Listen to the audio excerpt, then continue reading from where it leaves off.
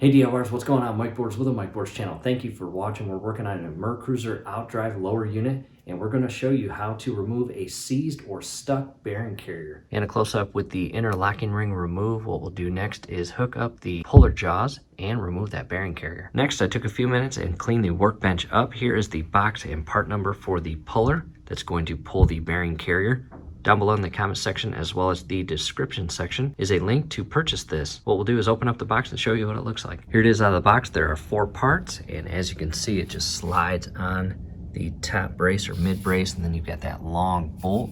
And this right here, you can see the shape of it. And depending on how your bearing carrier is positioned will depend on which way the puller teeth or jaws at the very end or tip will be positioned on the middle brace there. Next, I spent a minute and screwed that large bolt through the upper brace, and the very tip of it is a ball bearing, and that is going to go right in the tip of the propeller shaft. And again, the position of your jaws will depend on your bearing carrier. In our case, 1989, we have a later style Alpha 1. The jaws or teeth will be facing to the outer portion of the lower unit. I'll set it up and show you what it looks like. Here it is just prior to going into position and being tightened down. And again, the large bolt, the upper brace here, and these slide, and on the back side are little indents for your screws to screw into and secure each of these jaw legs. Puller is now in position inside the carrier as well as on the propeller shaft. Very important, when you are inserting these legs, the teeth at the very tip must be 100% flush with the inner portion of the carrier. In our case, because we have a later style facing outward, yours will be facing inward in the event that you have an earlier style. In other words, don't just have the teeth halfway on, because when you begin cranking this with your ratchet, once it gets to a certain pressure, it will snap right off, and that would not be good. And these right here, 7/16 bolts or screws, and again, they go into a little slot right there. From here, I'll grab my 1/2 inch and I'll push that in and secure it. And DIYers, just go slow, be patient, no need to rush this. And it's probably going to make a bunch of weird noises as it begins to loosen and come out, and if this method does not work, I may need to grab the impact wrench.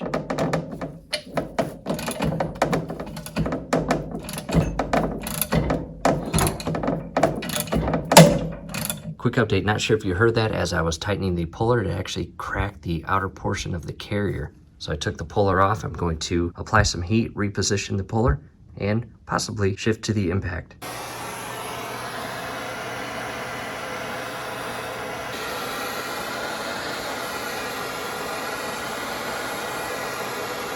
I applied heat for about 5 minutes, and now I'm going to use my Craftsman impact. We'll see what happens.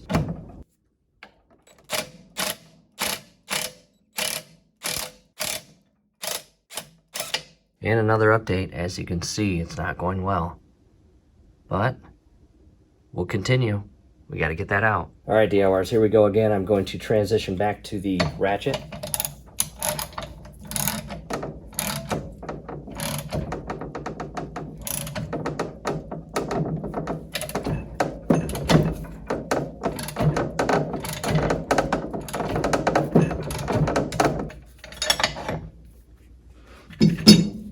And another update, the upper portion or top left portion just cracked. I'm actually going to collapse or break these portions of the carrier and chip away at the outer surface of the carrier, and then I'll be able to carefully rock the shaft back and forth and hopefully break loose the rear portion of the carrier.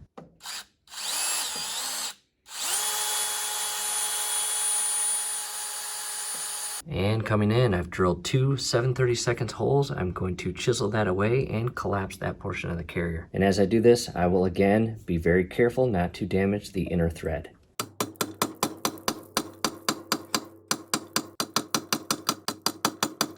I now have a hole cut on the left-hand side as well as down below, and I will continue chiseling that outer ring of the carrier out. We are making significant progress, as you can see. We are destroying that carrier, but hey, we have to, DIYers, to get that out. A+ to the Craftsman drill and drill bits. They destroyed that thing. And there it is so far. Look at all that.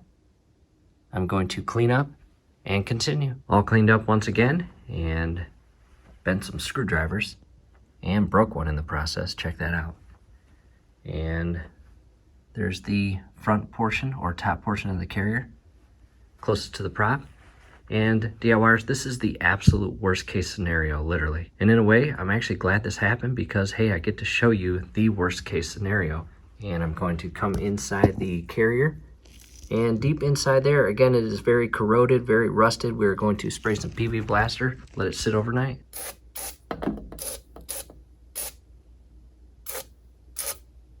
Thought I'd give you a view of the inside. All PB blastered up. Again, very rusted and corroded. We need to allow this to sit overnight. All right, it is now the next morning and I had enough. I threw it in the garbage. No, I'm just joking. Here's what I did. I took the upper unit off the stand here, placed it in a safe location, and I actually had to reinstall the water pump and impeller to allow me to build pressure with my hand pump pressure kit there. I'll show you that here shortly. And I've got a rubber portion over the oil feed line and a C-clamp and a piece of rubber down in between the lower portion of the lower unit here and the C-clamp. And without connected to the upper unit, the lower unit standing on this stand gets a little squirrely, so I use tie straps to secure it. I'm going to reposition it up and continue the project. Now up on the workbench here, and I just want to show you the connection fitting, basically where you connect the gear oil to fill the lower unit. And as far as this hand pump kit, the link scrolling above right now will give you a better description of this. However, I do have 5 pounds of pressure right now, pressure release. I will release it. And all I'm going to do now is fill it up between 20 and 30 to add some pressure to the backside of that carrier to help push it out. You can see it begin to register. And again, we're adding pressure to the backside of the carrier to hopefully help push it out. All right now it is at 25 pounds. Here's a view inside, and as you can see, the rear portion of the carrier, it is beginning to bubble, so that's a good sign. And before I start aggressively trying to move this propeller shaft to break it loose, I'm going to apply heat to the backside of the carrier.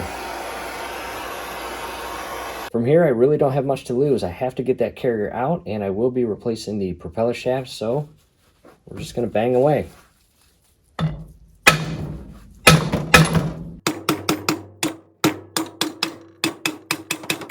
Back to the inner portion of the lower unit, and that is the upper rear portion of the carrier, and the hitting with the hammer tends to be paying off. Well, let's go back to the large tool that is used to remove the retainer nut, and back to the impact, and we'll loosen and tighten and try to get that carrier to move.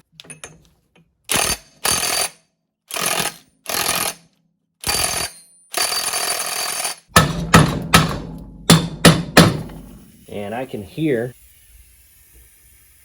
some air coming, so that's good. We'll keep at it. And I continued for about 5 to 10 minutes trying to shift that shaft back and forth to loosen it, but unfortunately, no luck. And I tried the puller. Once again, no luck. From here, I may not have any other option but to drill the back portion or inner portion or base of the carrier. However, before that, I'm going to release the pressure because once I drill the backside of that carrier, I won't have any chance or way to pressurize it. Might as well remove this. Yep, DIYers, here we go. How fun is this?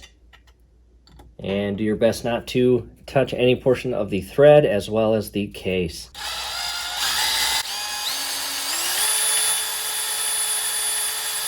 After about 10 to 15 minutes of drilling, I've got 5 holes, and I'm going to chisel that portion away, and a lot of metal shavings. Look at that. And are you ready for an update? I've been at this for about an hour and a half, and look at all those aluminum shavings from the internal or rear portion of the carrier. And those are the pieces that I actually had to chisel out. And here's what I've come to realize. This lower unit as well as upper unit, basically the entire outdrive, experienced some pretty heavy overheating. And as I was rebuilding the upper unit, this is the water pocket cover. And as you can see, it is badly melted. And that is a part that assists in the cooling of your engine and basically ties into the upper water tube for your impeller and water pump.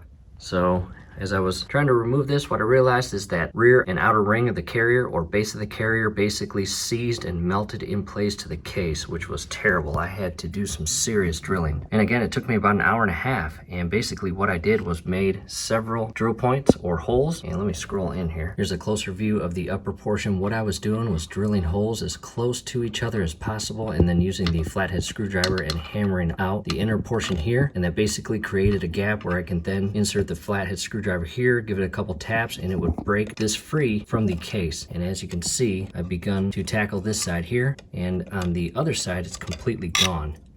And now what I've noticed is I have broke it loose. The oil is coming out, and I did drain the oil, but there might be just a little bit left in there. And now back to the original plan of just kind of carefully rocking the shaft back and forth. And I do see that the carrier now is completely loose on the back. And unfortunately, of course it's not coming out by hand.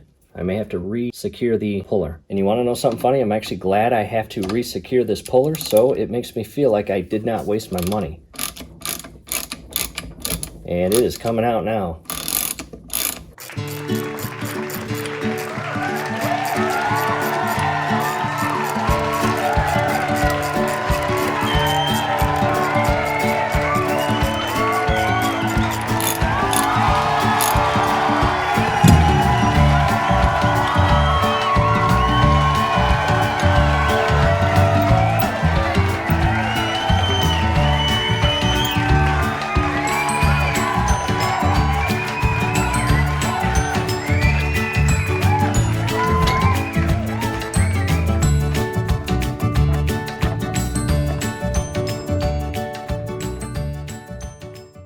And there is the rear or forward gear.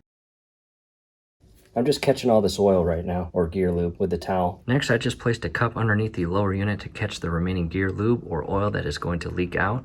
And inside there you can see your clutch dog as well as additional gears such as your pinion gear from above. And back to the actual carrier. I just counted 24 drill points. And again, it took me almost an hour and a half to do. However, these Craftsman drill bits ate right through this aluminum piece. And this is the top portion. Unfortunately, I was unable to get a drill in position to drill there, but in the end, it didn't matter. And here are all the parts. As you can see here, these parts were the outer ring of the carrier, and as you can see, my cuts got very close to the outer portion, but I did my absolute best to keep it within the aluminum ring of the carrier to alleviate touching the lower unit case. And again, those pieces were basically here, and this is what was melted or corroded and stuck into the inner wall of the case or cast. So again, here is the hardest part I've ever had to remove on a boat or a jet ski over the years of working on them. However, we got it off. And one thing I did notice, the oil seal is installed incorrectly or upside down, which is not cool. And on the back side, again, here are all the drill points. You've got the gear, and we are replacing all of our gears. And if you are not, just double check the overall condition of the gear, the teeth, and if all looks good, hey, you can use it. And what I want to do is show you a brand new carrier that will be installed. As you can see, the oil seal with this spring facing up is installed properly or correctly, and the inner bearings, as you can see inside here, are already installed. How cool is that? And here is a better view of it. And again, the absolute hardest part I have ever had to remove from a boat or jet ski over the years. And we are happy to say goodbye to that. Full rebuild. And in the event that you're interested on picking up right where we left off, check out the link scrolling above. We will continue our rebuild project of the lower unit. From here, do us a favor below the video. You will see that thumbs up icon. Click on that, like the video, subscribe to the channel.